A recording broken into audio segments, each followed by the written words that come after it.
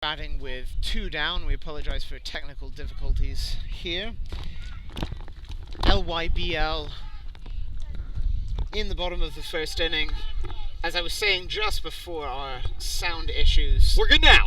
We have sound. That's important. Apologies for those technical difficulties once more. We have Carter still in the box with 2 down for LYBL.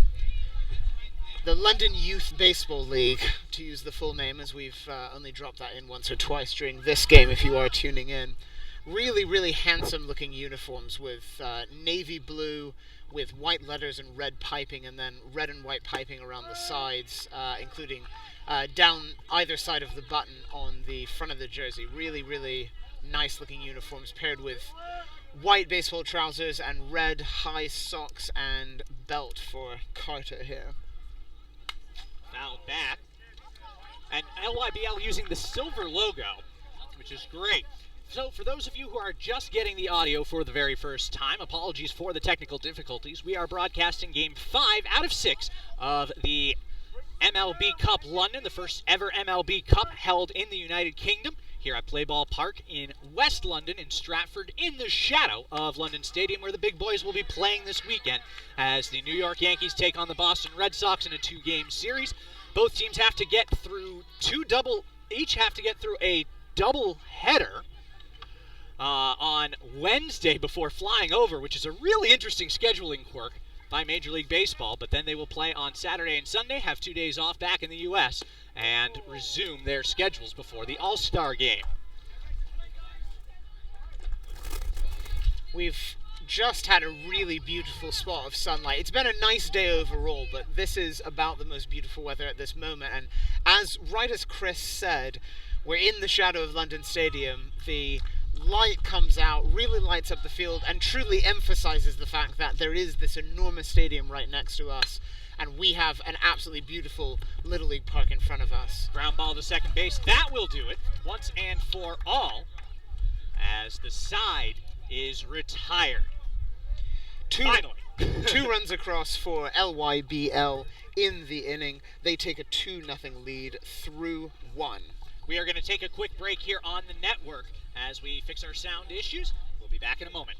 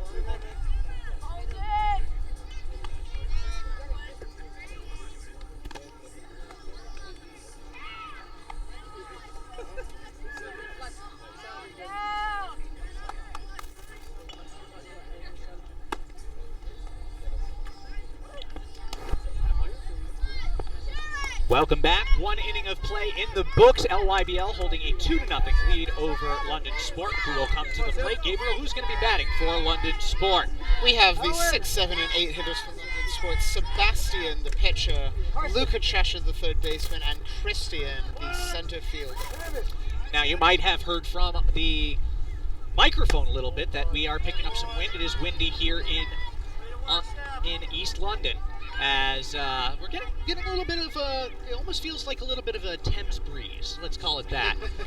coming off the river, as this is grounded foul and out of play.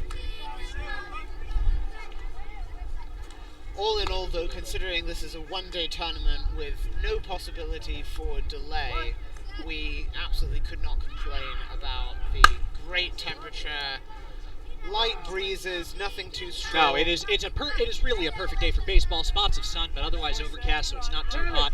A little bit humid, but that's to be expected here in the summer. And no rain, which has been the best part if you're going to run a one-day tournament. You can't have any of that. I don't know whether ordering nice weather as this ball is hit to third and ground ball out 5-3 goes the throw from Carter LYBL to first base. I don't know whether it's up to the responsibility of the commissioner of Major League Baseball to order in the good weather, or whether that falls down to a London office. That's a good point. Or even John Boyd here at BaseballSoftballUK. But whoever put in the order ahead of time, that was good thinking. The pitch in there for a strike. Certainly actually some lovely weather in the forecast for this week. Only one day of rain forecast, and it has nothing to do with the games on Saturday and Sunday. It's going to be a great time out here in Stratford, as well as at Farnham Park, as we have the European Elite Tournament coming up, as this is fouled back almost off the camera. Gabriel, talk a little bit about that tournament. I know we discussed it during the first game, but we have two players from the UK involved. We have 90 players in total and 13 different nations that are represented? That's correct. This tournament today, the MLB Cup London, as Luca goes down swinging to bring up Christian, is the first of really 10 days of baseball events surrounding the London series, and the third in a series of 4 what are called legacy events of the London series. And after the MLB Cup, we take a day off and then come back on Tuesday through Thursday at Farnham Park, the National Baseball and Softball Facility near Slough, for the Elite Development Tournament. This is the first time this tournament has ever been held in the UK, but it is an annual event which features the absolute best of European baseball prospects from all countries, everywhere from us here in Britain in the far west of Europe, all the way to players coming from Belarus, and pretty much everywhere in between. Pitch swung on and missed. That'll be strike 3 and the third out, as LYBL puts down London Sport in order. That will do it for an inning and a half. The score 2-0. The LYBL team over the London Sport team.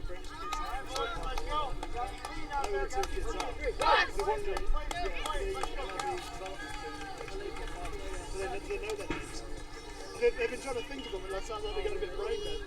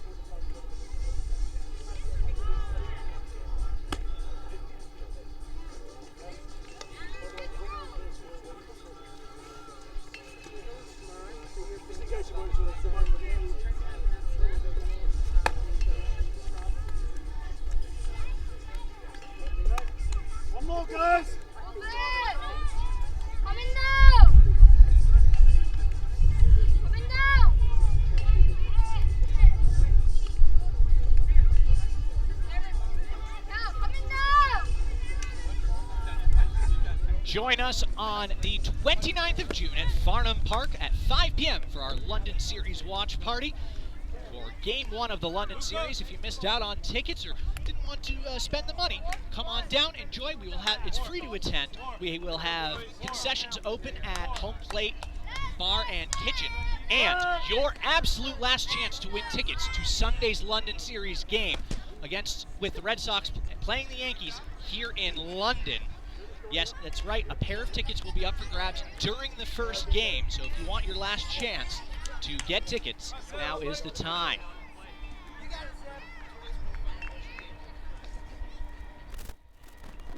It's always more fun to watch a game with friends, and why not come down and make some and bring along any baseball fans that you have down to Farnham Park this weekend. So we've come back to the camera feed after a hit by pitch. And LYBL will have another base runner. No harm, no foul.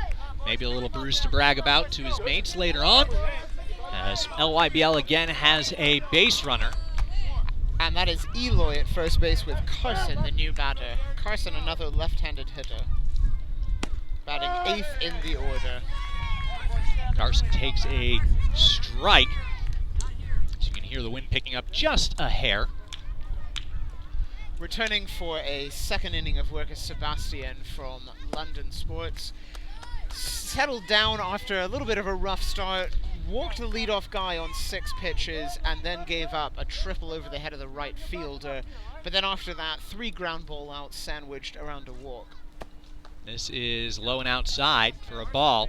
Runner stays at first base. Sebastian opting to use the windup despite a runner on base. You'll see that quite often in Little League, is the stretch position, the set position, normally used by pitchers, as showing bunt, and the ball goes right to the backstop. That'll be a wild pitch, and the base runner advances to second.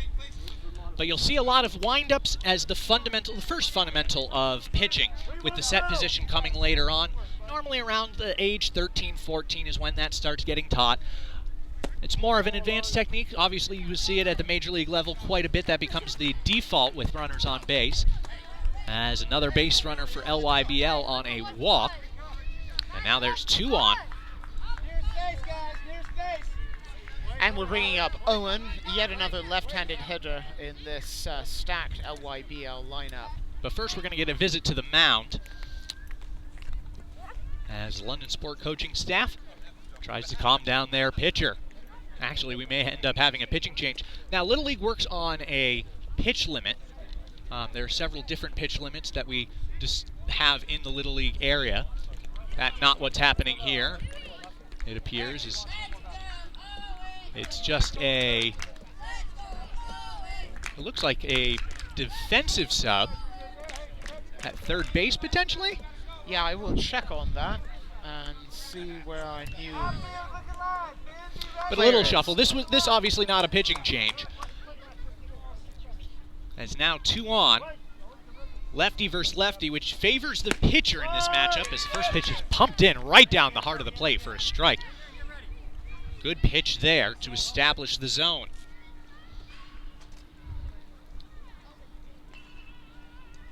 0-1. This is grounded back to the pitcher. They have a shot at 2. They will go to second, get the force out there. Runner, meanwhile, coming home, the throw to the plate, and he is safe.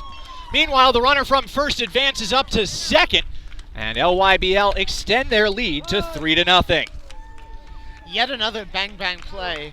Pitcher hesitated just for a moment coming off on the throwing side, moving towards first, and then hearing the shouts of his teammates to go to, successfully did great play, a little too late to get the double play, but then moving home on that was Eloy in what turned out to be an extremely close play at the plate. So we will have a pitching change now. We'll be back in a moment here on the BSUK Broadcast Network. Right, thank you. Was there an infield change for London Sports?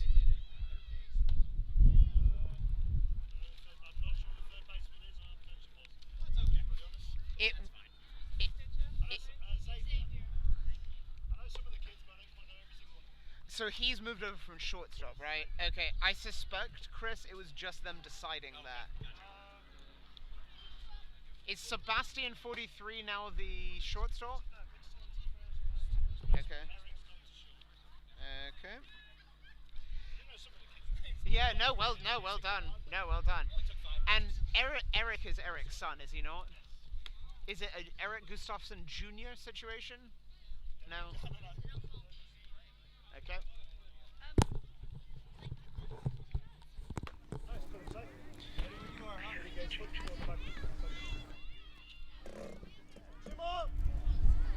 We have no outs.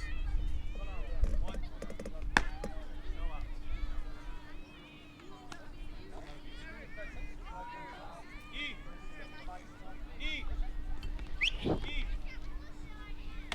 Hit the Pitch is Baseball Softball UK's national participation program. Softball for all ages, especially corporate outings. Visit hitthepitch.com for more information and to get in the game, whether you want to have one day out to play softball with your company or start a league of your own. New pitcher on for London Sport as Xavier takes over on the mound. His first pitch is fouled off. As we've had some shuffling around the infield. Gabriel, tell us what we got. So we have Xavier Anderson moving from shortstop to pitcher. The pitcher, Eric Gustafsson, moves from first base to shortstop, and then Sebastian, the starting pitcher, moves to first base. Swung on and missed, and quickly Xavier is ahead. 0-2 the count. Always good to make a pitching change and have that new pitcher coming in firing strikes. That makes your life a lot easier as a manager. This is fouled away. A sharply hit foul ball off the top of the screening that's been installed here at Play Ball Park.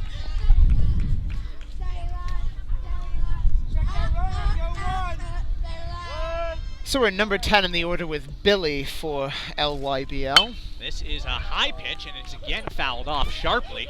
This time hit at the London Sport dugout, who protest that they've had a foul ball hit in their direction. Xavier comes set. He takes his step and pitches as that ball is high. 1 ball and 2 strikes.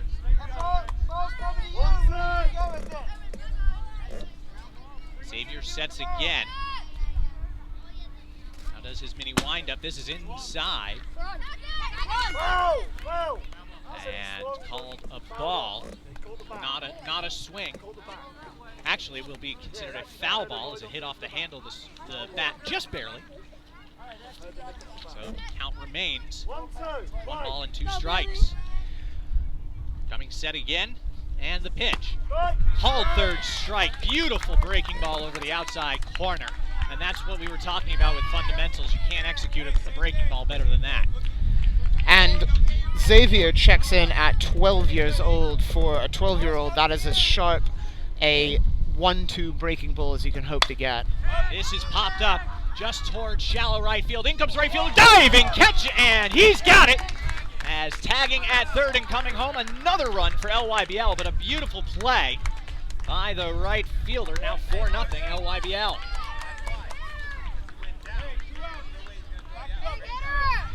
And that'll bring up Travis to the plate. Last time up, drilled a ball to right field that went over the right fielder's head, landing just inside the barricade set up as the outfield wall. Came in to score on a ground ball. Officially, that will go as a sacrifice fly, but definitely a great effort play made by the London Sport right fielder. Runner at third base. The pitch swung on and missed. Again, going to that breaking ball. That seems to be his out pitch. And what we mean by the term out pitch is the pitch that you go to when you need to get out of a jam. Some pitchers have it as their fastball, some have it as their breaking ball. It's a pitch that they know that in a pinch they can throw for a strike. Impressive movement on that from Xavier, who I suspect is probably having a little moment here today, as his favorite MLB team is the Boston Red Sox and favorite player is Mookie Betts. Mookie will be manning right field very shortly. This is a ground ball to the second baseman off the glove, and another run comes home for LYBL, making it 5-0. Sharply hit ball more or less directly at the second baseman from Travis, but tough hop on the hands and kicks away for what will probably be scored an error. But we will say about this field, there is no dirt No. whatsoever. No. As this pitch is high for ball one. Now, at home plate, there is an artificial turf circle that has home plate as well as the two batters boxes. Then the rest of the field is natural grass, and it is an artificial synthetic pitcher's mound, although one of the best ones that I think I've ever seen. It's absolutely gorgeous. So what this means is that the ball plays a little bit differently. If it hits off the artificial turf and then rolls onto the grass, it will pop in a different way. And some of these infielders certainly not used to that because this is a very new setup. And by very new, we mean it was set up perhaps in the last few hours. So this is something that MLB did a great job to get up and running. We visited the park yesterday, and they were doing their final preparations, and it looked glorious when we got here today. If you check out the Instagram story, BaseballSoftball_UK, you can see some of the highlights, not only from today, but from yesterday when we visited the play ball park. It was great first thing this morning as a ball goes low and is followed up by another high ball for ball 4 to Natoro. To see the players' reactions when they walked onto this purpose-built field for them, because the grass really is very plush. It's a beautiful, beautiful track here in the Olympic Park, and when you walk onto it, there's that perfect feeling of plush grass that you want for a baseball infield. But of course, still early in the summer here, and some of the parks across Britain, grass not quite as thick as one might hope. So it's a real treat for them to play not only where they're playing, but also on such high quality turf. Stolen base, and now there's runners on the corners, first and third. Xavier comes set once again. He takes his little step. Pitch is over the inside corner as the runner steals second, not contested. Another great pitch from Xavier, though, on the inside corner. He's been hitting his spots in has. a very almost professional way, workmanlike, and he's been around the plate the entire time. He's forcing his batters to fight off pitches. He's making the batters think. And that's part of the tactical decisions that you have to make in baseball. It's not just about who can execute their pitches, who can execute at the plate, but it's about the tactical decisions. The pitcher has their arsenal of pitches, and the batter has to try and guess. This is up and over.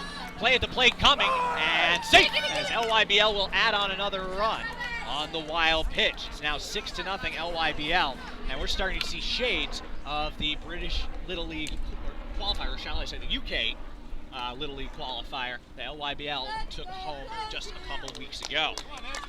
Gutsy move coming home from third base by Travis, as this is an extremely short backstop. For those of you who even watch quite a bit of Little League, this is quite small dimensions. Grounded towards third, play at first, and that will be out, number 3, as they will strand a runner. But now 6-0, LYBL over London Sport, as we take a break here on the BSUK Broadcast Network.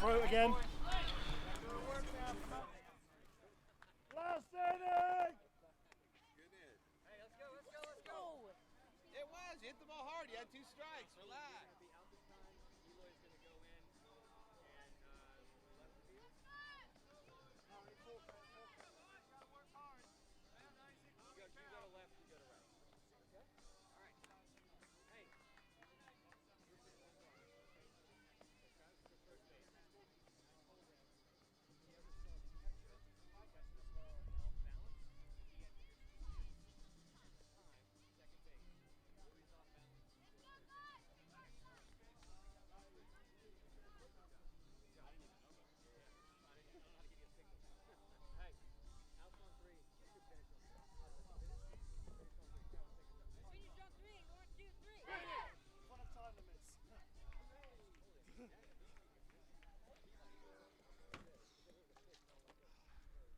Fluid is slowly running out.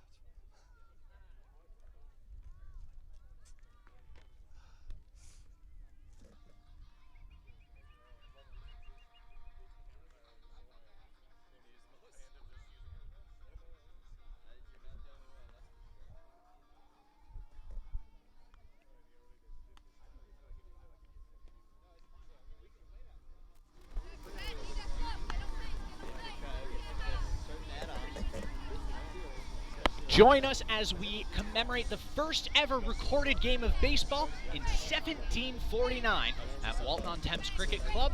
That'll be coming up on the 7th of July. Come on out. It'll be a great day. We'll have a blue plaque presentation to mark that first ever recorded game of baseball, which incidentally the Prince of Wales played in, as well as an exhibition match with Team GB, who we've been seeing around the park today and are very, very excited about the London series.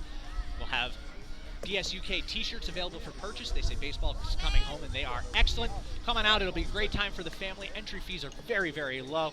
If you have a change in your pocket, the chances you can get in and bring in your entire family.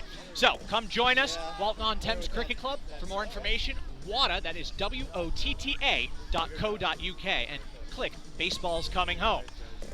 Now, you'll see the Baseball's Coming Home tagline a lot with BSUK as well as with Walton-on-Thames.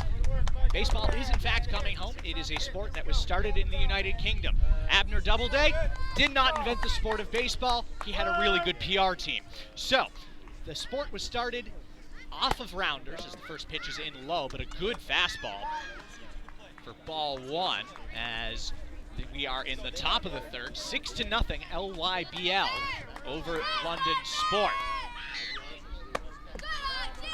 We have the 9-hole hitter Ben Miser, the right fielder, starting things off for London Sports. He wears number 33 in the... He was the one who made that great sliding catch last inning. I believe that was last inning because he swings and misses. So that is strike two. But that was actually a very good play, especially on an unfamiliar surface. It was indeed. He had to range a long way in to essentially just really almost in the hole between first base and second base. Really long run in for the right fielder, Ben Miser. Now, we are planning on doing more broadcasts as we progress with Baseball Softball UK. This is swung on and missed, and a quick strikeout for out number one by Ben Miser. And if you are interested in broadcasting games, please do get in touch with us. Gabriel and I are very eager to bring some more UK talent to broadcast. So if you are interested, please do get in touch. info@bsuk.com is the easiest way to do that. This is grounded towards first. First baseman has it, steps on the bag, and that is out number two.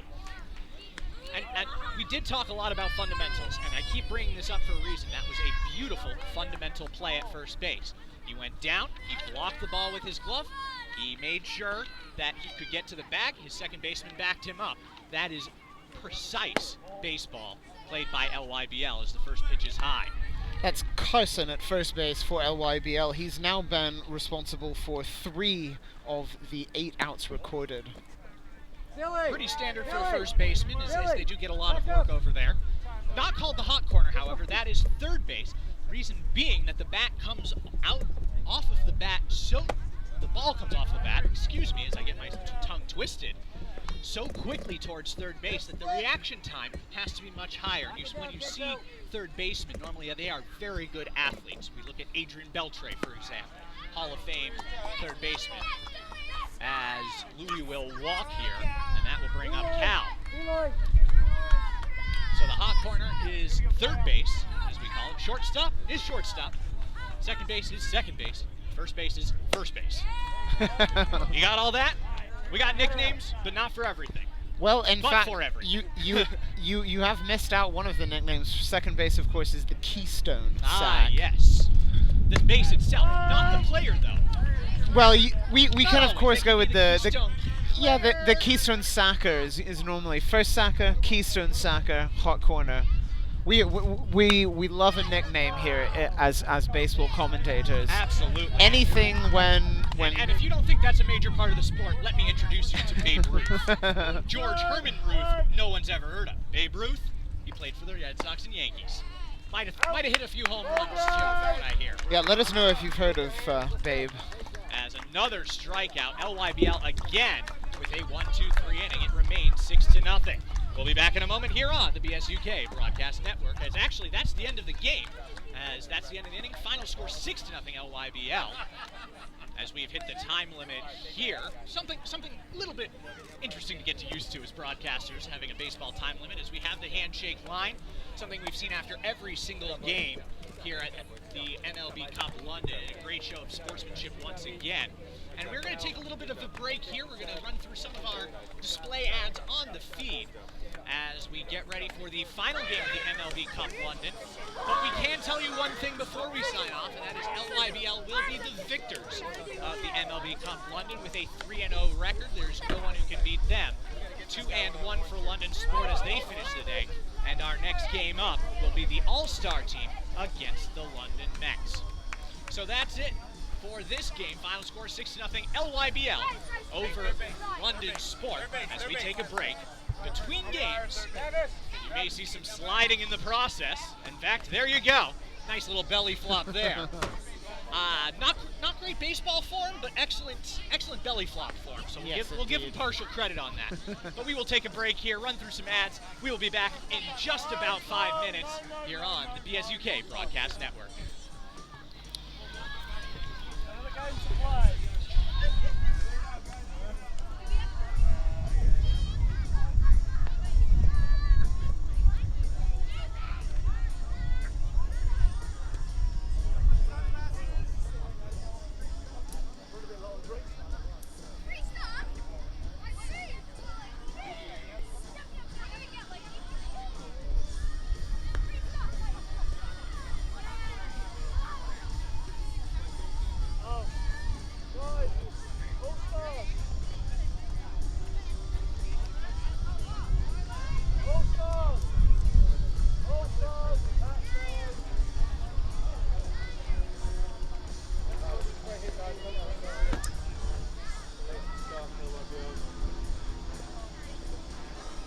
Sorry, we missed that now. Yeah, they just go there, yeah. This one, yeah? Stay out. Let's do all this now. This is below the roof. Back up.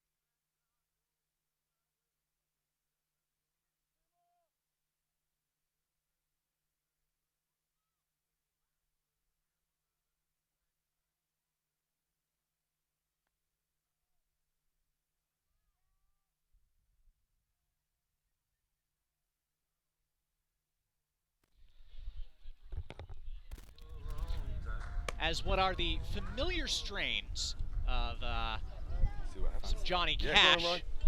waft into your ears here. We are back for the 6th and final game of the MLB Cup London.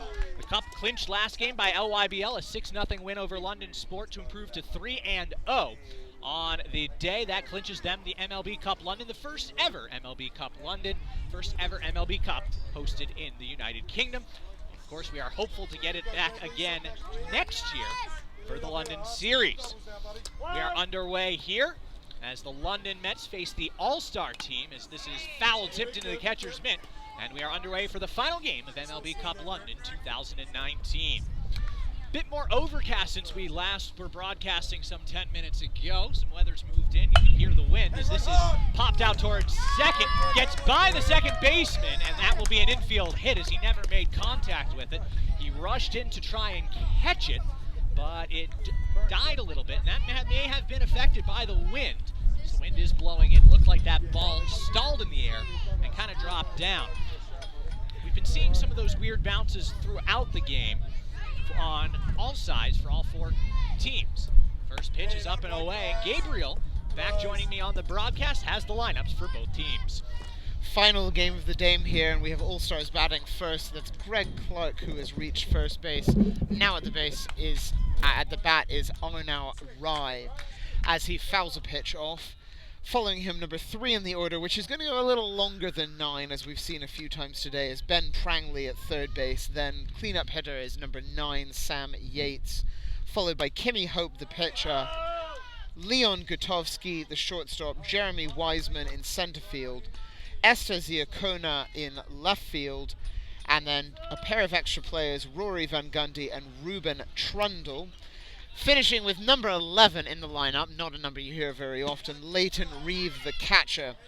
And an honorable mention to first base coach Ryan Gulliver, who is normally the catcher, but came out of the game earlier today with an injury and is coaching first base alongside his dad. Which is some great dedication, especially for someone who got a little bit of a stinger earlier today. Nice to see him out in the field and helping out his team in a different way, as he is unable to catch, I should say, during this final matchup.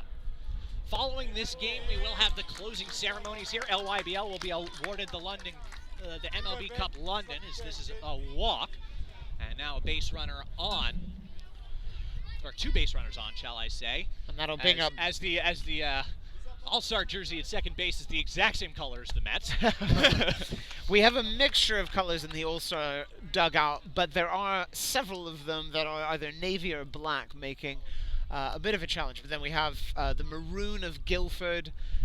We have actually indeed 2 different colors from Brighton, including the gray of the current batter, Ben Prangley. We have a little royal blue, black from Hearts. It's a nice mixture of colors, but does make it a little tricky, particularly as the sun is quite overcast right now. Of course, hoping the weather holds off. It does look like it will appear to hold off through the rest of today, which is just perfect, as the pitch comes in just a little bit high and inside. The All-Stars thus far today played Game 2 on the day, playing a very close one to LYBL, the closest, in fact, of any of LYBL's 3 games. Pardon me. 4-0 loss, though, there for the All-Star team. And then the second time out, another fairly close game to a tough London sports team, dropping that decision 5-2. We do have to mention, as an honorable mention to LYBL, they did not allow a run on the day. Yes. And we talked a lot about the fundamentals of their pitching and the fact that a couple of their pitchers had very good breaking balls as their out pitch, and we saw that on full display as they had an advanced pitch that sometimes isn't always seen at the Little League level, and LYBL certainly taking advantage of that both here today, and they're winning the MLB Cup London, as well as when they won the UK Little League qualifier a couple weeks back. So that's back-to-back pretty nice trophies for LYBL, so really, really good signs coming from that program. And in fact, LYBL today outscored all other teams combined thus far on the day, pending runs in this game, which now has 1 out with Sam Yates at the plate for the All-Stars and runners on first and second.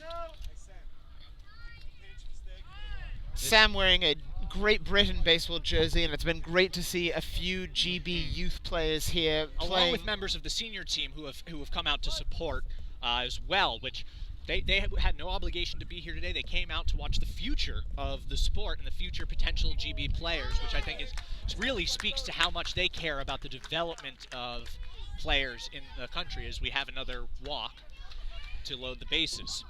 Kimmy Hope will come up as I circle back to Chris's great point here about GB baseball. We've had Liam Carroll out all day as part of the MLB Cup workshops, which are taking place just beyond the center field fence, both in the practice field and in a classroom, with Liam alongside 3 of the top international baseball coaches for MLB anywhere. We have Bill Holmberg, who is the head for European development and a great pitching coach. And we saw a little bit of Bill. If you've seen any of the videos we've put out on our social media, we put out a recap of the cadet camp, where Bill was an integral part in getting that off the ground, as well as in the coaching clinic that he put on. And really, we had rave reviews about what Bill was able to do. So very special to have him still here and still teaching the coaches here in Great Britain and, of course, the UK. And it's actually his 3rd event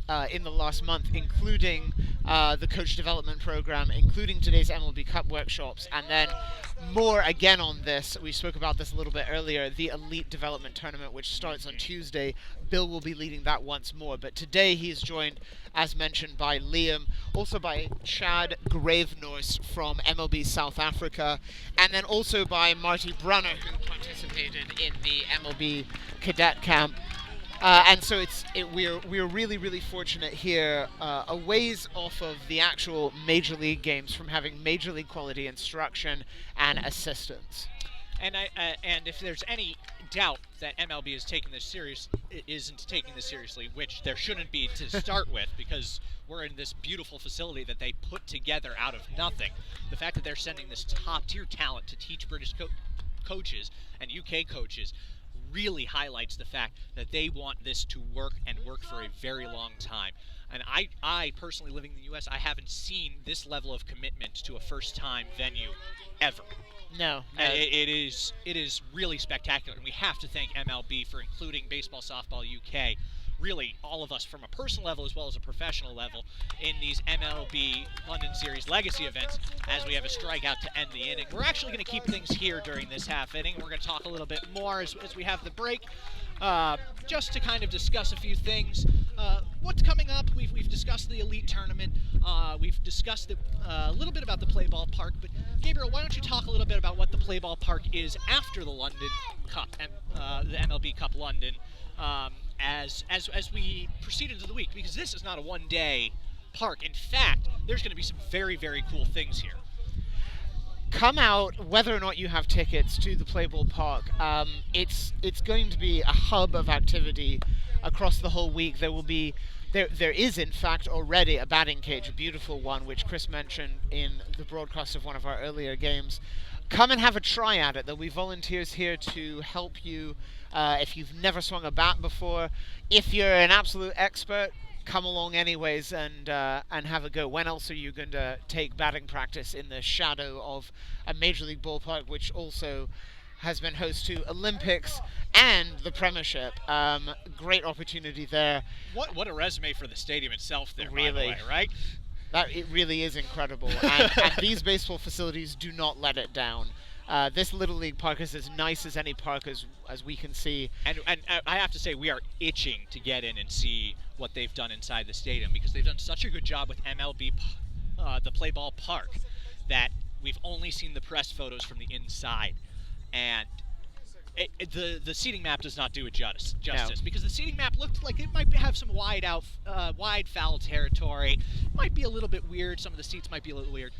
Once we saw the press photos, that's not the case. It is just about the most gorgeous diamond I think I've ever seen.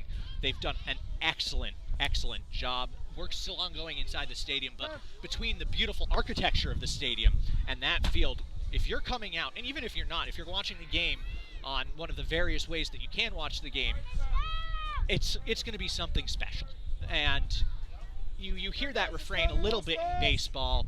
particularly around World Series time when it's championships as the warm-ups finish up here, that special things happen in baseball. This is going to be something special. This is Red Sox-Yankees, with the oldest rivalry, the fiercest rivalry in baseball, in a custom-built park for 2 days. They put a lot of time, effort, and really capital into this, and it's going to be something very special. And if you can't get tickets, I would urge you to watch along because you really don't want to miss this. As the first pitch is up and away. Unfortunately, we could not secure the broadcast rights, but c'est la vie. So you'll have to settle instead of Chris Knobloch and myself, Gabriel Fiddler, instead for various teams depending on where you're based, which may include future Hall of Famers like Alex Rodriguez, or indeed perhaps Ford Frick nominees, which is the top award for broadcasting in America. So enjoy them as best as you can in our absence, but maybe in the meantime come out and check out Playball Park, immediately next to the London Stadium, host of this current MLB Cup. So there will be a couple things set up here at MLB Park as the pitch is a little bit inside, up at the letter level. And by up at the letters, we mean literally at the letters on their uniform. Some things in baseball actually are straightforward. Not many, but some. But there will be a speed test pitch machine just beyond the outfield, which is always a good time. I will probably have to test myself. Not that I should, but I will. There will be a couple other interactive activities. Obviously, we have the one batting cage. A second will be ready when it opens up to the public. Again, this is about the experience of the game as this is popped up. And catcher can't make the play. That'll be an infield single as now the ball goes to second and not in time, as that will be an infield single and the runner will advance to second on the throw. That'll be Nick from London Mets heading to second. He leads off a lineup which is followed by Edmund at second base, Michael in left field, Gale in center field, Haruki the extra player, Kentaro the pitcher, Kozuma the shortstop, Benjamin the catcher, Tarak in third base, and Zas in right field. We do want to let you know that we may have to abruptly leave this broadcast as we are starting to get some sprinkles of rain, and unfortunately we are no longer undercover. We will do our best to continue as long as we can, but you may assume correctly that there are a lot of sensitive electronics that go into a broadcast. So we're going to keep broadcasting as long as we can, but if we do have to sign off because of the rain, we'll try and bring you as much as possible as this is popped out to second base for out number, I believe that's out number 1. Classic example there from the second baseman for the All-Stars, catching the ball and it resting on the very end of his mitt with the white ball popping out of the top, which, to give you yet another baseball terminology, a great one, is a snow cone. Yes. Those of you who are listening in the UK may not have ever had a snow cone. It is essentially shaved ice with a flavoring in it, and it is a classic American summer treat, particularly at somewhere like a baseball game or a summer camp or one of those really hot summer days, which we personally think should be spent at the ballpark. Absolutely, and that actually brings up a great thing. MLB is bringing their food festival to London Stadium. Now, they have dishes for every single ballpark represented. For the Red Sox, I believe it is a New England lobster roll, which makes me happy as an alumni of the University of Maine. For the New York Yankees, I believe do you remember what they're bringing, Gabriel? I can't recall in all honesty. I want to say it's like a Coney Island dog or something like that, but we will look that up and double check it. But they're also going to have fish and chips, which not a traditional ballpark food. They are making a special version of that just for, as this ball almost takes out our camera, just for the London series. So it's a great thing. MLB trying to bring fish and chips into the ballpark environment. The other interesting thing we do want to mention about the London Stadium is that they will be selling beer for the first time during the games. Yes, and in fact, a specially brewed beer by Mondo Brewing. One of the events that MLB has been running, which we are not associated with as Baseball Softball UK, but a great thing that they're doing in the community is something called Softball 60, which kind of similarly today is a timed version of the game, though in Softball 60, since it's a simplified version to make it easy for people who've never played to join. And at the official launch day for Softball 60, they featured Mondo's beer, which has been available elsewhere as well. It's going to be really nifty with the official branded beer, items from 30 different ballparks food-wise. There's really a lot going on. Really what MLB's done here is the work of an entire franchise for a year, and they've packed it into 2 days. Because a franchise, say the Red Sox, will get an official beer sponsor, official hot dog, official whatever you'd like to have it. And MLB has done that work specifically for the UK for just 2 days. And that's again, speaks to the level of commitment that MLB has here to make sure that this event is a success. Not only this year, because we've been spending a lot of time talking about the Red Sox and Yankees, but next year we get the NL rivalry. Now, there are a lot of rivalries in the National League. This one is one of the oldest and has a tie-in with the Red Sox, certainly, because the Red Sox have faced one of these teams in a few World Series, as it will be the Chicago Cubs versus the St. Louis Cardinals in the 2020 London Series. So little NL Central action. That'll be a little bit earlier in the month of June. That'll be 2 weeks earlier. But that'll be an exciting different version of the rivalry because we'll see the National League rules. So this time we're going to have the designated hitter, which is great for these two power teams with sluggers like Aaron Judge, Giancarlo Stanton for the Yankees, for the Red Sox, J.D. Martinez, the young buck Rafael Devers, and of course the reigning American League MVP Mookie Betts on this World Series championship Red Sox team. We're going to see some power, and someone is going to hit the first home run out in Europe in a major league game. That's pretty cool. That is pretty cool. And we actually have the starters announced for the Red Sox as of yesterday. Rick Porcello will start Game 1. That is Saturday at 6:10 p.m. Eduardo Rodriguez will start Game 2, the lefty, for the Boston Red Sox. We still have not heard from the Yankees, but to be quite honest, we weren't expecting to hear from the Red Sox until right before the series anyway.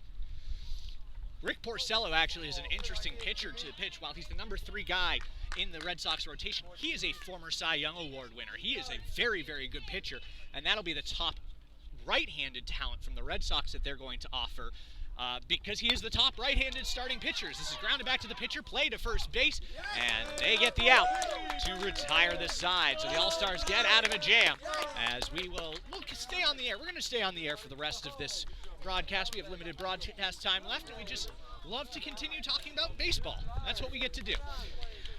So why don't we, as long as he is in fact ready, which he is, of course. Yes, we do have a very special guest here. We're going to welcome to the broadcast the head coach for Great Britain Baseball, Liam Carroll. So I'm going to hand over to Liam, Gabriel, and Liam, take it away.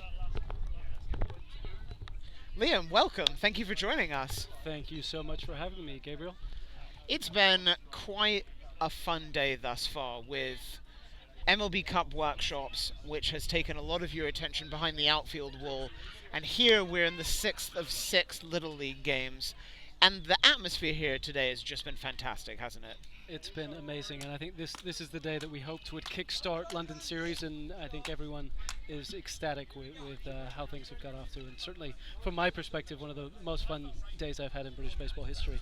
Talk a little bit more about the breakdown of your day as it ranks so highly. Well, it started in Bedfordshire, which is what our PR guru, Mr. Tom Flagg, tells me. It's always Bedfordshire, not Luton. And came in, and as soon as I got off the train, started to see the signage, and okay, it's on. And from there, got to see several of Major League Baseball's European staff, Bill Holmberg, the throwing guru, Marty Bruner talking about hitting, Chad Gravenhorst from South Africa talking about strength and conditioning and being an elite mover, with coaches from all around the country, baseball coaches, softball coaches, fast pitch and slow pitch, so a really good mix there. Everyone eager to learn. And then meanwhile, I've just been trying to duck and dive to see all of these fantastic youth players in action too. Let's circle back to that very first impression. I don't know about you, but I actually had not been to this part of London before today, and so although I'm spending all of my time thinking about the series, I haven't actually seen the physical evidence that it is coming. And like you said, you walk here, you start to see some signage, then the Olympic Stadium comes in. What's going through your mind as you're looking at that? I want to break into the stadium. Yeah. Which me and you, right? We've seen these photos online, and at Bat Flips, for example, they do a great job. They've had some photos from the inside. I want to go and actually see that it's real. I'm pretty sure they're not trying to scam us with this MLB game, but I really would like to get inside because as cool as this field is, I can't wait to get in for the main event. I can actually verify there is a baseball diamond in because earlier today, one of the photographers for MLB sent up a drone during one of the Little League games and just managed to peek inside the stadium. Now, I didn't know much about drones, but apparently when you apply, you submit the actual GPS coordinates that you intend to fly, and they are programmed into the drone, and your drone cannot fly anywhere except within that area. So there was some peeking involved, and I could see the very edge of a diamond. So I'm pleased to report we seem to be all signs ahead. I think for this. Plugging in GPS drone coordinates for the Olympic Stadium makes much more sense than Gatwick Airport. Yes, I'm afraid so. Now, back to your role today. MLB has been very, very generous in offering a series of coaching clinics, starting a little bit more than a month ago with the coach development program, then heading into the cadet camp, which is for younger players, as Jeremy Wiseman drops a ball into center field, which floats past the center fielder and allows him to coast into second base for a double.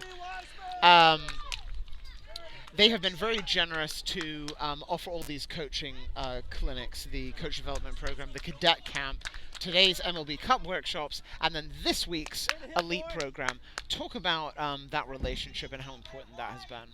You know what, it's critical. Major League Baseball have been absolutely fantastic with the legacy side, and that's, I guess,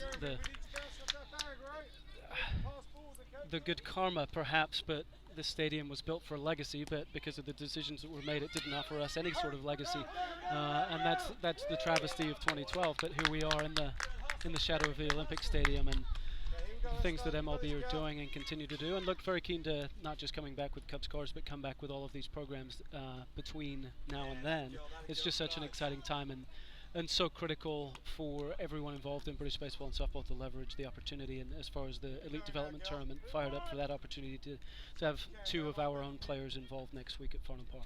I don't think we can underemphasize how big this is that MLB has offered all of these things, because let's face it, MLB could have put on an amazing show had the Red Sox Yankees here, not really worried about anything else, but they have spent an awful lot of time engaging with the British baseball and softball communities and offering events which they normally would, like the elite development program, but hosting it here. This is the first time ever in history that MLB has hosted the elite camp in Britain as Esther Ziacona strikes out. Talk more about that significance of events like elite, which aren't necessarily all that focused to the public. You know what, I think the real measure might be in, or exposed by, if we can get a good turnout from the community to celebrate the opportunity, celebrate the British players who are involved, and really to see what we're up against in Europe, where it's no secret that at the higher age groups especially, we have some catching up to do in Europe with the traditional powerhouses, and we'll see more players from those traditional powerhouses, the Dutch, the Italians, the Germans, the Czechs. So I think for nice play. Great play from the second baseman, Edmund, for London Mets to get the throw on a bang-bang play, little dribbler to second base. Scoring a run, though, is Jeremy Wiseman coming in from third. Two down now to bring up Ruben Trundle.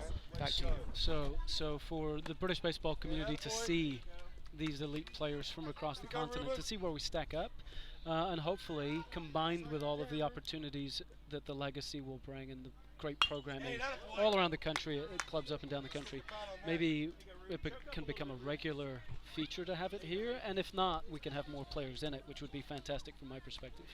This event will be taking place at Farnham Park, as I suspect all of you who are listening will be aware, and many of these players have gone on to sign big-time college scholarships, pro contracts. In fact, Max Kepler, as Ruben Trundle strikes out for the third out, Max Kepler recently signed a $35 million contract extension. He is a graduate of the program that is being held at Farnham Park this Tuesday and Thursday.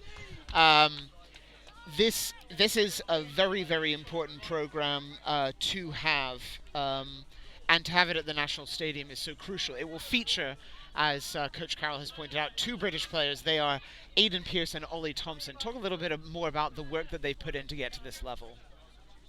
Great kids, number one, and super workers. And Aidan is the younger of the two. He's, I guess, the measure of his success to date is that he's a younger guy. He's still 17, and he is playing at the men's level in the National Baseball League for the London Mets. And not just that, but he's been their starting catcher for the majority of the season, and is prepared and talented enough to play at multiple positions, as well as behind the dish. And then Ollie is a great story for British baseball. Hasn't been playing for long, as a super athlete. And I think if we look at the inspiration aspect, Aidan's been playing since he was born, pretty much, born into the game, whereas Ollie's found it late, and it gives you the possibility of a kid that now is playing at the college level in the States, at a college that went to the Junior College World Series in Grand Junction, Colorado, and had a very successful year as a freshman. So you've got kind of both ends of the spectrum here, with a kid that was born into it and a kid that found it late. And the hope here again, with the legacy side of the event and the games, is that we find the next Ollie Thompson and the next Aidan Pearce. So if you are listening and you're thinking about giving it a try or having your child come out, British baseball and softball is something that absolutely anyone can try. Coaches are thrilled to have these players. And I'm standing here with the coach of the senior national team, and we have players who just decided to pick it up, who have worked their way all the way up. Both of these players are playing within their age group, under 23 for Ollie, and I guess soon to be under 18 for Aidan. But it's entirely possible to go from having never played to making a national team over the course of a few years, maybe much longer, of very, very hard work. Absolutely. I mean, the Ollie Thompsons are rare. I guess probably the ultimate example that we've seen would be $1 Million Arm and getting the chance to play professional baseball within 12 months. That is the high-profile, great PR. But it can happen, and if it doesn't happen at the national team level, if it doesn't happen at the professional level, there are still myriad opportunities within the sport, competitively and recreationally, across all formats, that if you are completely green to the sports, there can be a home for you. And the beautiful thing, and we still see it at the big league level, Aaron Judge at all 6'7", Yeah. and Jose Altuve, or perhaps a better example, Pedroia with the Red Sox at 5'7". There's a home for you in the sport. Now let's talk just for a few minutes as we head into the second inning with the London Mets sending up Kentaro, Kuzuma, and Benjamin, about plans beyond the next few days, as Great Britain Baseball is hoping to qualify for the Olympics, but must first survive the gauntlet that is the European Baseball Championships, both of which are happening in September.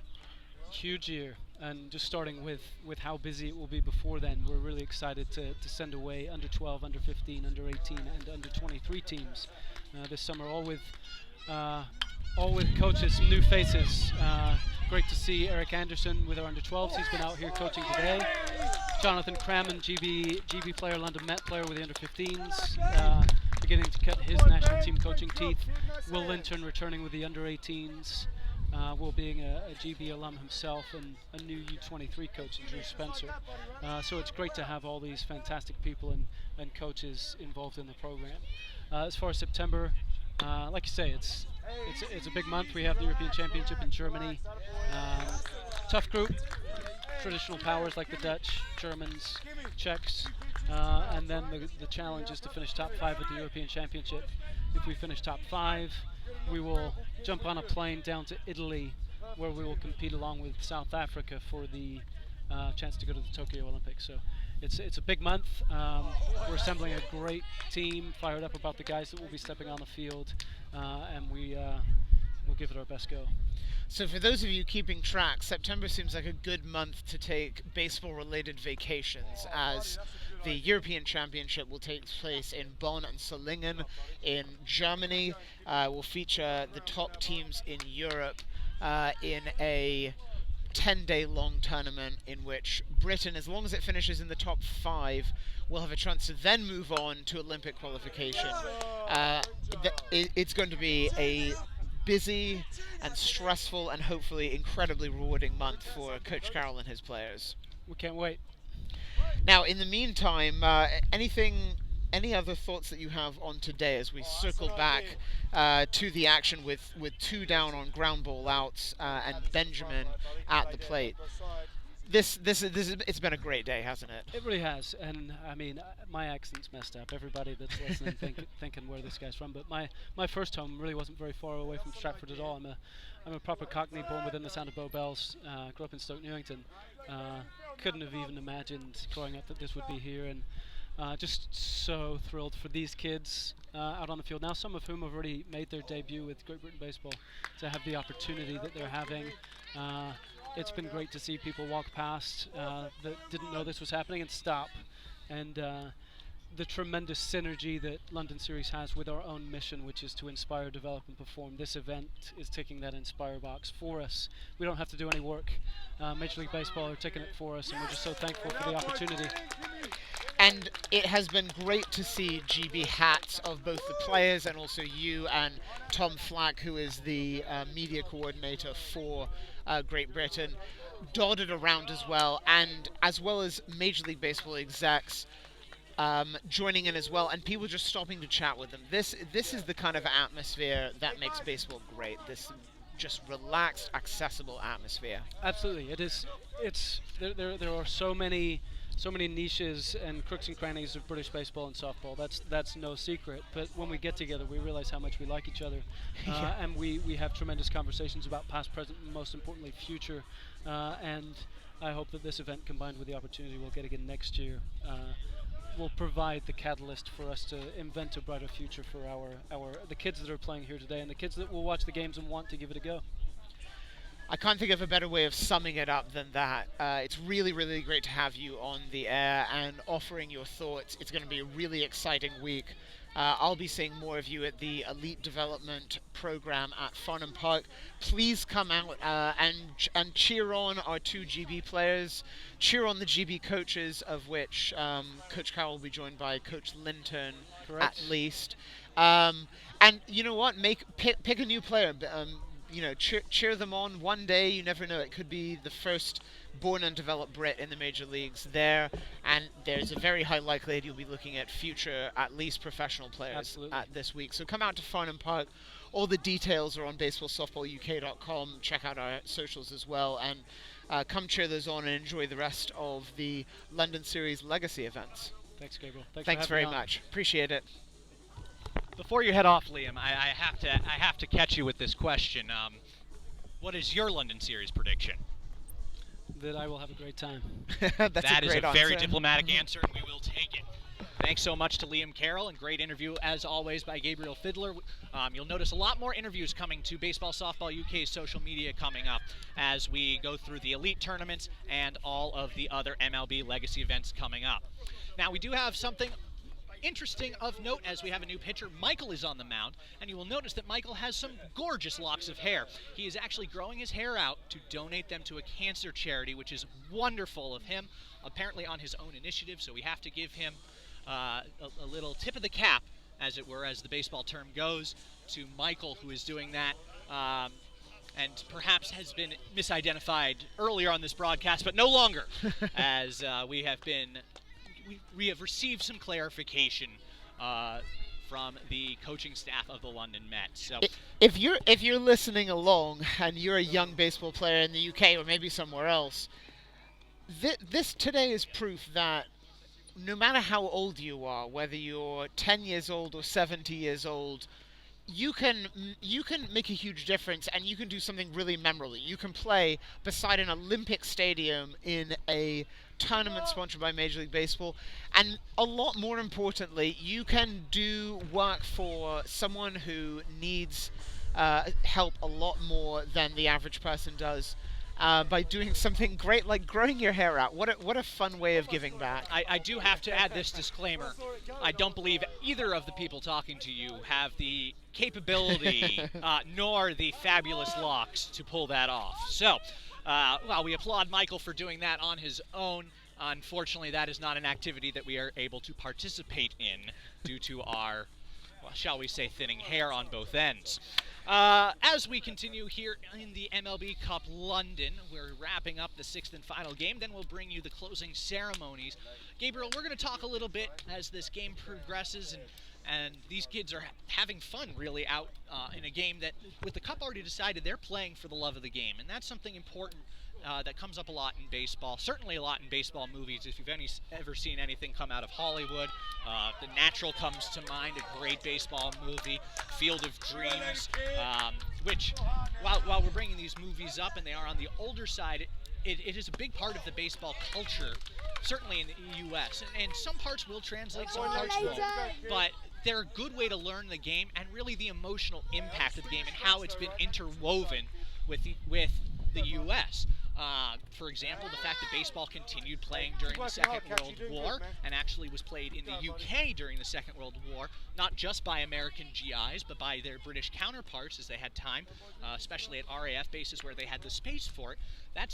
These are parts of the touchstone and the history of baseball that's so rich and so important and connects well to that of the UK. And in fact, there was a recent event that's well worth mentioning in Folkestone, just down the road from Stratford, yes. in Kent, where a World War I baseball game was reenacted on the 100th anniversary between Canadian forces who had been stationed in the UK and by a team made up of people from the southeast, led by John Carter of the Kent Buccaneers. Just a great little moment as a ball is popped up directly behind home plate. Tough play for the catcher, who hits his chest as it pops out of his glove, and we return to Leighton Reeve with 2 strikes. And the players for the Canadian Armed Forces station in the UK wore jerseys with the area of deployment of someone from the original 1919 game. So they had their last name, and then they also had this area of focus, which is just one of the really nifty ways that baseball and society interlock. And it's a shared history a little bit with baseball and between the U.S. and the U.K., certainly the similarity of games.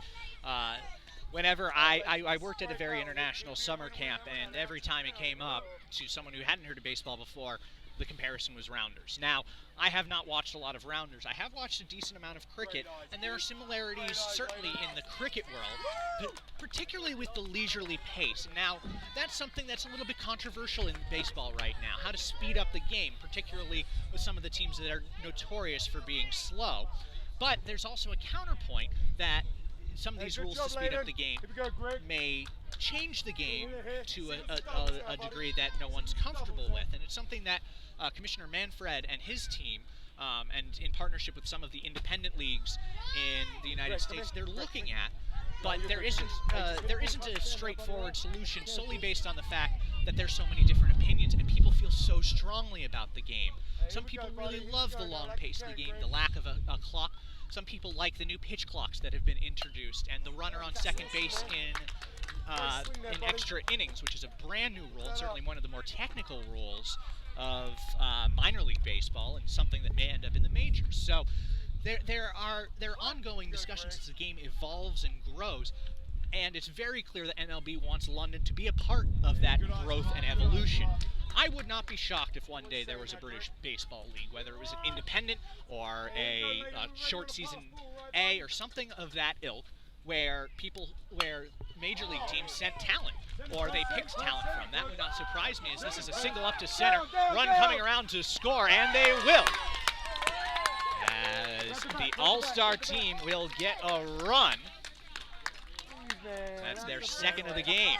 Great RBI single from Greg Koch following a walk from Leighton Reeve. Drilled that ball right up the middle, really went with the pitch. Nice base running as well from Leighton, who scampers home, slides in underneath the tag as the ball comes in to make the score 2-0. So 2-0, the All-Stars lead the London Mets.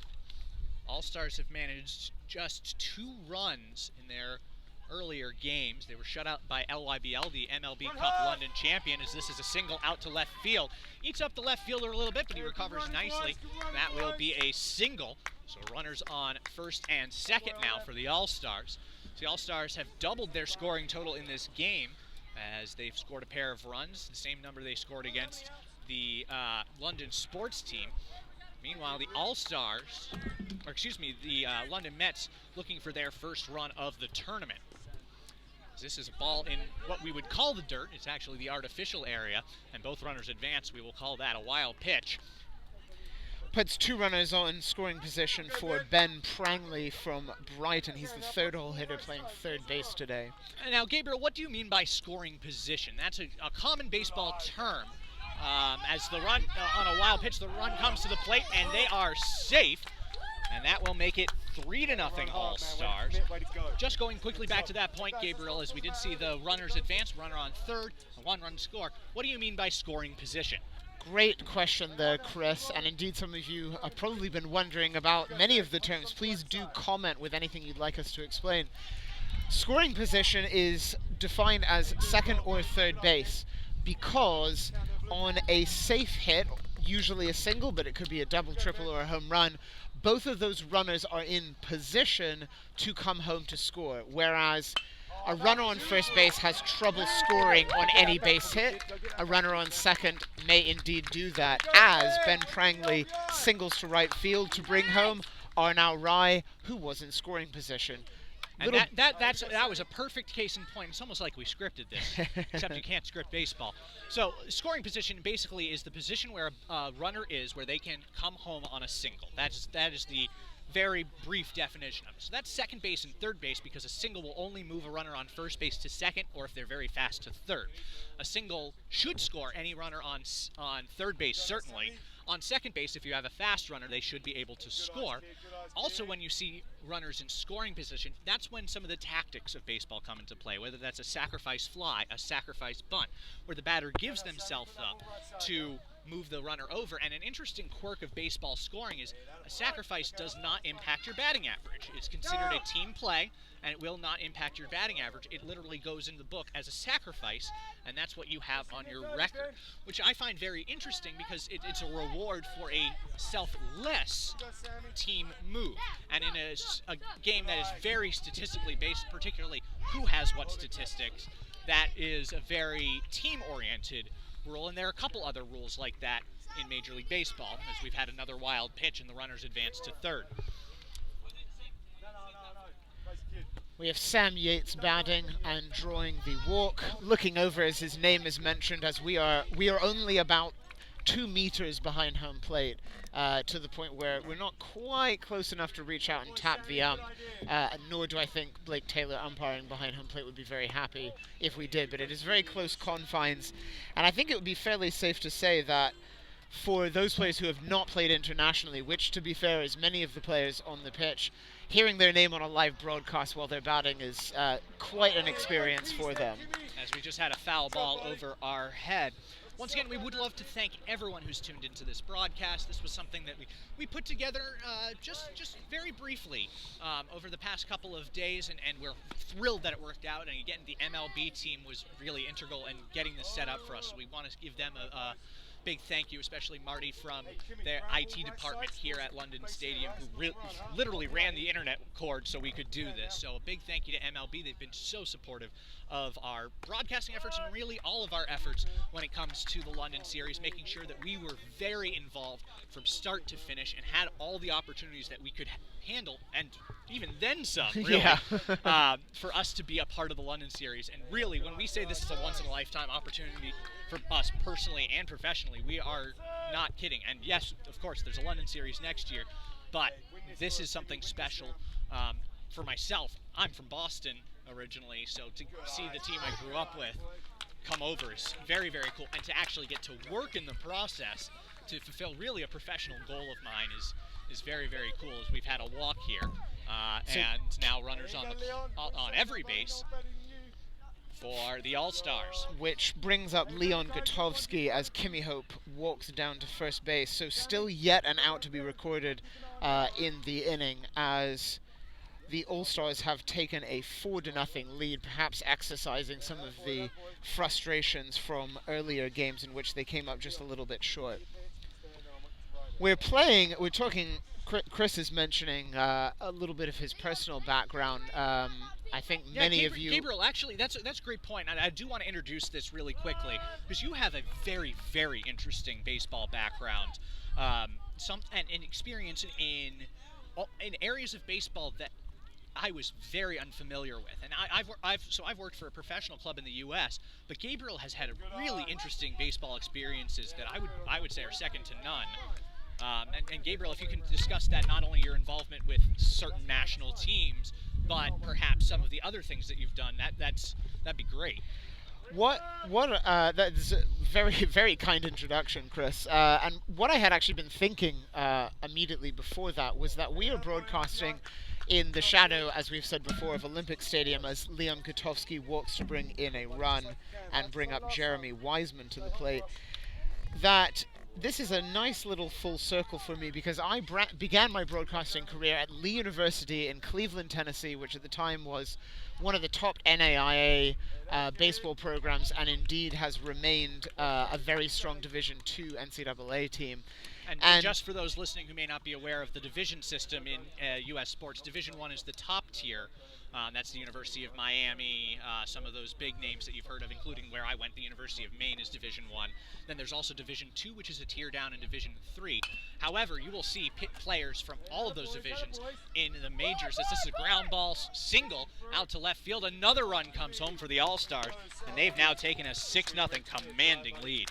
RBI single for Jeremy Wiseman, and we still yet to have an out recorded as Esther Ziacona, the only female player for the All-Stars, takes the field. Actually, it looks like we are going to have an end of play based on the clock, which this is a rarity, obviously not normally part of the baseball rules, but certainly part of the rules of MLB Cup London. And actually, there is a run rule in place. You were on the right track. Correct. Special rules. Please elaborate, because it's been a while since I've done a Little League game. So, Gabriel, please give us the rule as we've hit the 6th run. Now, in a lot of Little League competitions, it's the 10-run rule, also known, rather unfortunately, as the mercy rule. However, the the All-Stars have taken a 6-run lead, and now the London Mets have to score, I believe it is 5 runs, in order to bring the game closer. Otherwise, the game automatically will end regardless of the time. Now, this is a rule that varies around the world, and even between Little League divisions, there are the tiers of rules and different levels, especially when you consider some of the players are younger and some are older. And of course, then there are different levels after Little League as well, both with schools and without schools in the United States. But this is one of the quirkier rules of the game, and certainly not something you will see if you go to the game Saturday or Sunday. So don't worry too much if that is a little bit confusing. Essentially, it all comes down to we're trying not to let the games drag on too long, especially when it's younger children who are mostly 11 to 13 years old. We don't want to tire them out. It's a big part of their development as well. While we understand that this is a game of winning and losing, and it's not a game of participation so much, there is a winner and there is a loser in baseball. That's just the nature of the game. However, there's also a point where it becomes no longer a fair lesson, and it no longer becomes a learning opportunity. And that's what this rule is designed to keep in play, is that it's fun for the players, that's number one, and it helps them develop, number two. And then wins and losses are less important than that at the Little League level, and that will grow in importance as you get up to the professional and the minor league levels, and certainly the college levels, with the College World Series just wrapping up. So the All-Stars are going to defend their 6-run lead against the London Mets. The Mets looking for their first run of the tournament. If they do not score here, that will end the MLB Cup London, and then we will have the trophy presentation. So the Mets will send up Zach, Nick, and Edmund.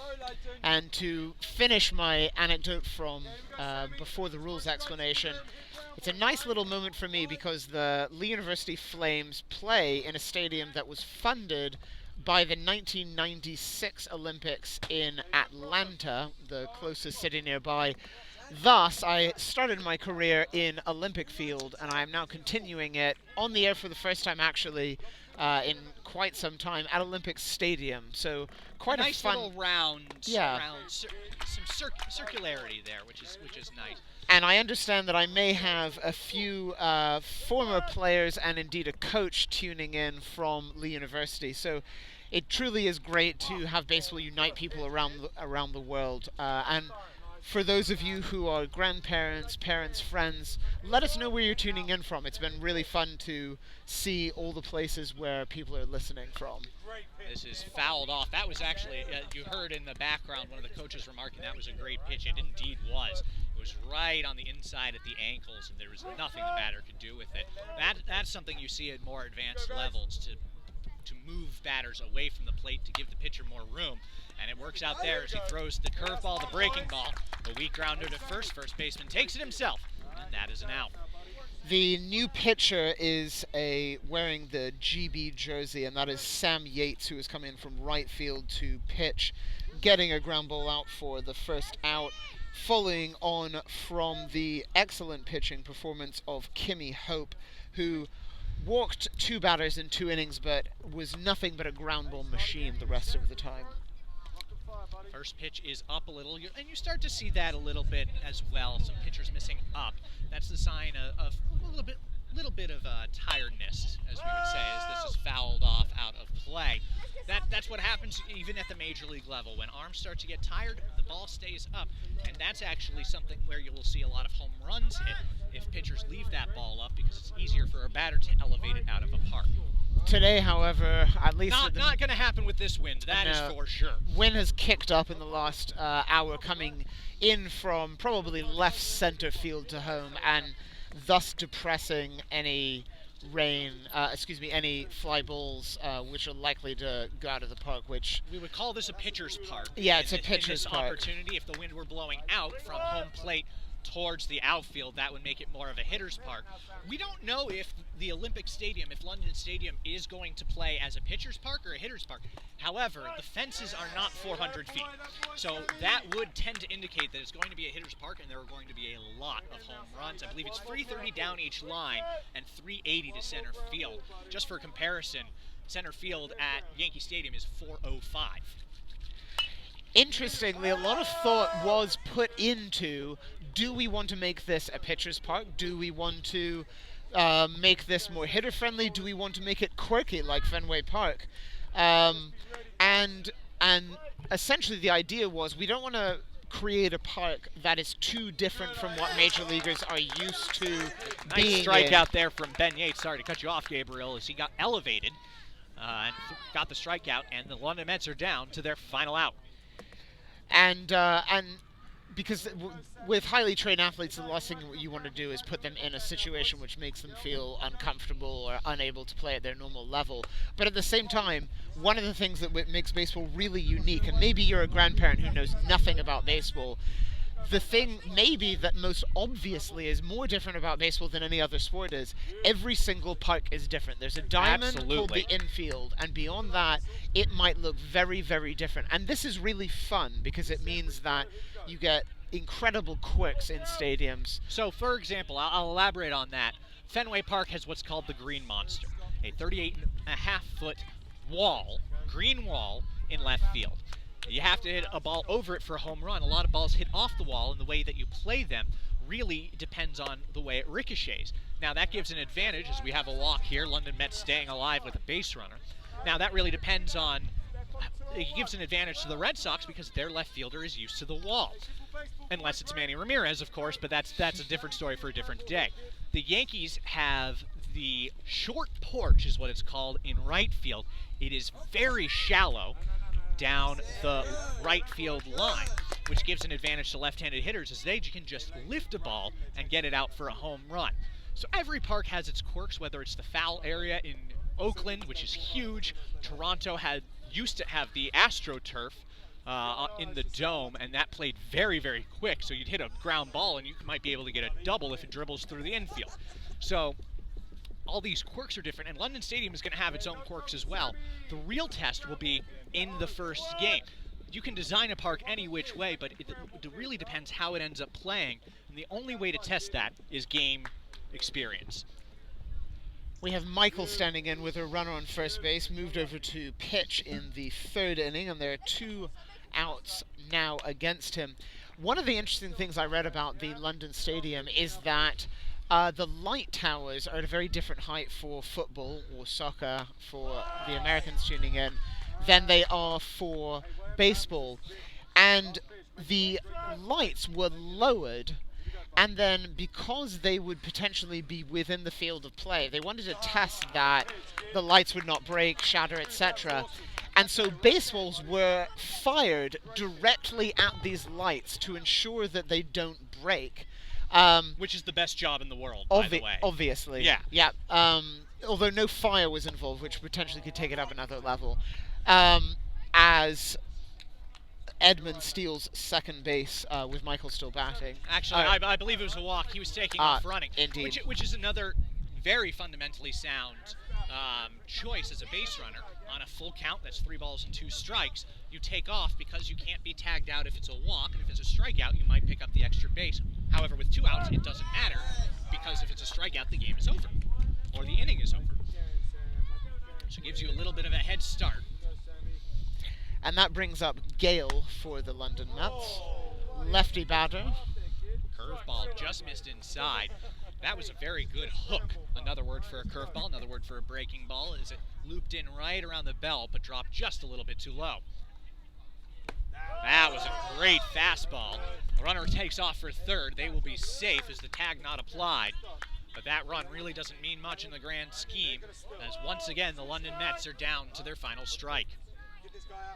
Once again, right after this, we will have the closing ceremony to cap off our broadcast schedule. It's a ball. Michael heads to second.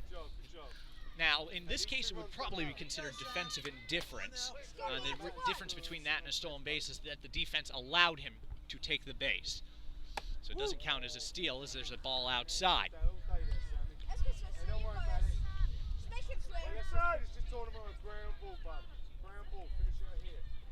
Runners at second and third, 2 out. As the pitch, called third strike, and that will do it for the MLB Cup London 2019. The first ever MLB Cup is in the books. The London Youth Baseball League, LYBL, will win the cup, and we will bring you the closing ceremony here in a moment.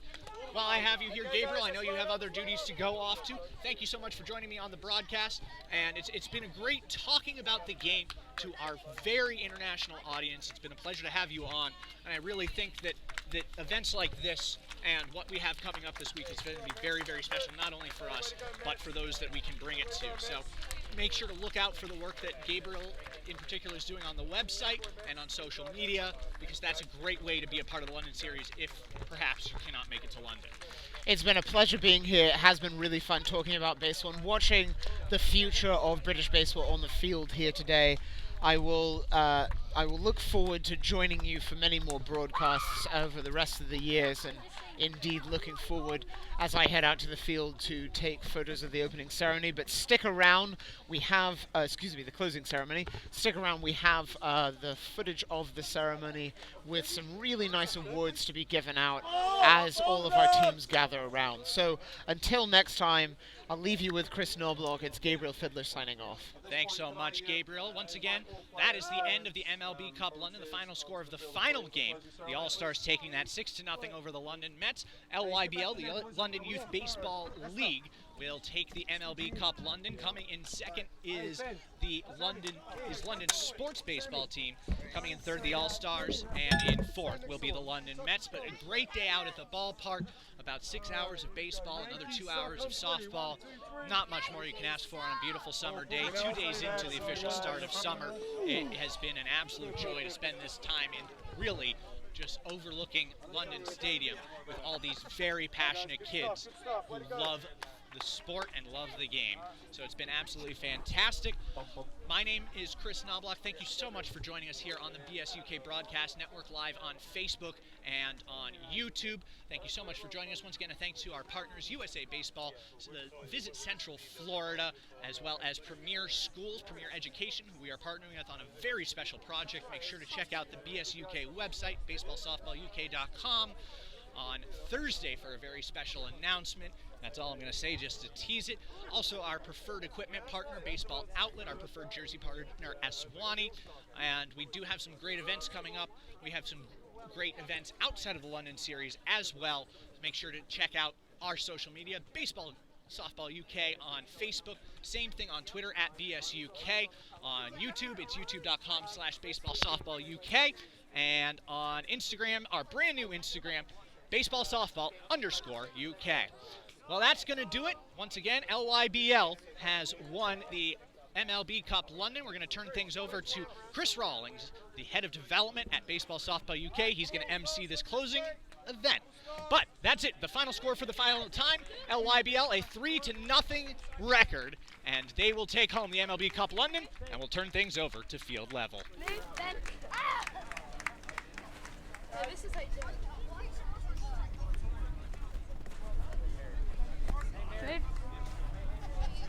2 feet side. Guys, stop. Back out there.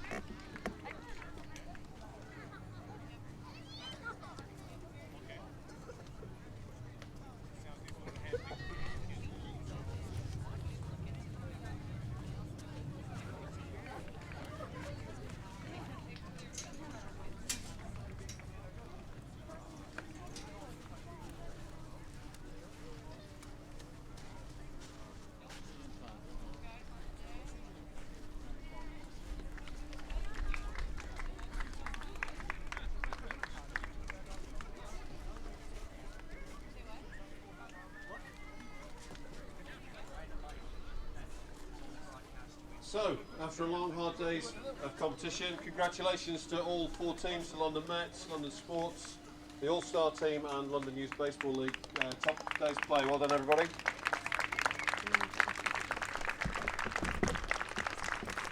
I'd just like to repeat some of the thanks we had earlier, particularly to Major League Baseball for supporting this event and giving the young people a great opportunity to play in an iconic venue today. To the umpires, to Blake and to Alex, thank you for all your work today.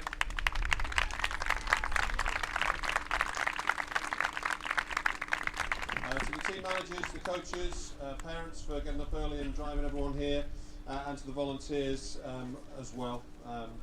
Without you, today wouldn't have happened. I'd like to reintroduce Jim Small from Major League Baseball, who I think wants to say a couple of words.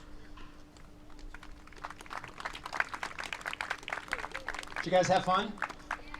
Awesome. I was amazed at the quality of baseball I saw out here. It's outstanding. So many of you have so much talent, but the main thing is how much fun everybody had, how much passion that I saw here for the game of baseball. So when I see that, I am heartened to know that baseball has a great future here, and it's because of you guys.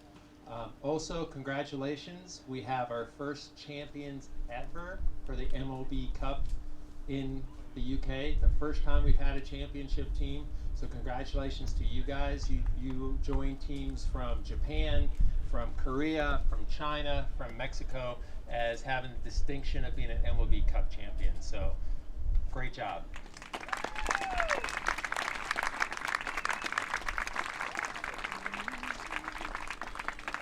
Jim's going to stay and hand out the awards as well. As with the softball this morning, we do have most valuable player for pitcher, and that goes to Nisharo from the London Youth Baseball League.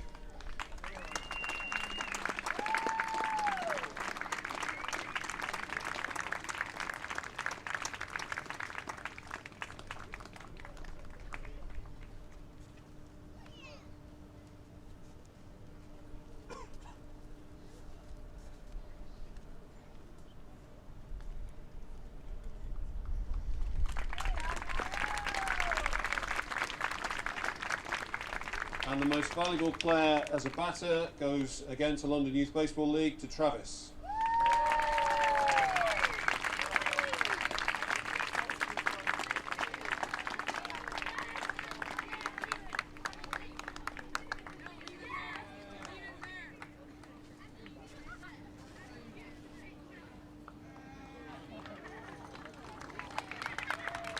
So both most valuable players have just been given 2 tickets for games next Saturday, as part of the Major League Cup London. Thank you.